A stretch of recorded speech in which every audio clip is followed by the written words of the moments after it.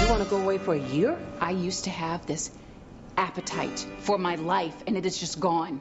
I want to go someplace where I can marvel at something. Julia Roberts is a globe-trotting spiritual seeker in Eat, Pray, Love. I'm A.O. Scott of the New York Times. And I'm Michael Phillips of the Chicago Tribune. We'll start off our very last episode with the big screen version of a book millions of readers have embraced, Eat, Pray, Love, Elizabeth Gilbert's memoir about a year of spiritual questing in Italy, India, and Indonesia. Julia Roberts is Liz, a New York writer who bounces from a painful divorce from Billy Crudup through an unhappy rebound relationship with James Franco off into the wild blue yonder. In Italy, she eats. I'm in love. I'm having a relationship with my pizza. You look like you're breaking up with the pizza. What's the matter? I can't. I mean, you can't. This is pizza margherita in Napoli. It is your moral imperative to eat and enjoy that pizza. In India, she prays, or rather meditates and feels sorry for herself, and also meets a grumpy old guy played by Richard Jenkins. And then, on the magical island of Bali, love comes knocking in the person of a studly Brazilian named Felipe. He's played by Roberts' fellow Oscar winner, Javier Bardem. We should go to the best restaurant in town. Of course. My place. Subtle.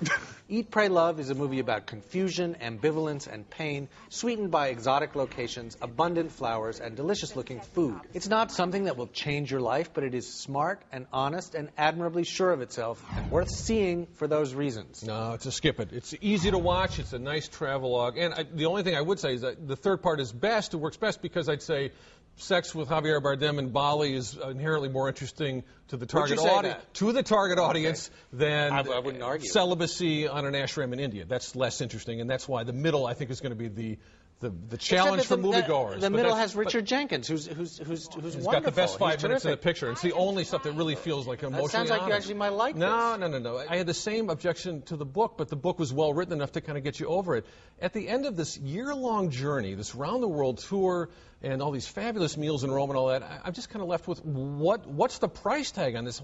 This is a solution to a serious spiritual quest, if we're to believe Gilbert's book, that only 0.110% of the population could ever... That's just a bogus objection. I'm sorry. I mean, there are plenty movies that are about people who live in impossibly lavish and privileged circumstances that no one else can even imagine. You know, those are screwball comedies. Well, or they're Marie Antoinette or whatever. And this movie actually does have... But it has a real core. It has a real problem, and it has a real idea that I don't think you see very often in movies, which is the tension between this character's desire at long last to be free, to be autonomous, to find this self that she's only ever defined in relation to men, and the desire to be loved. And the suspense at the end is a very unusual thing, because the tension between these two desires is really well sustained, really intelligently this is the most and even preordained. The third part is enjoyable just on that sort of under the Tuscan sun level of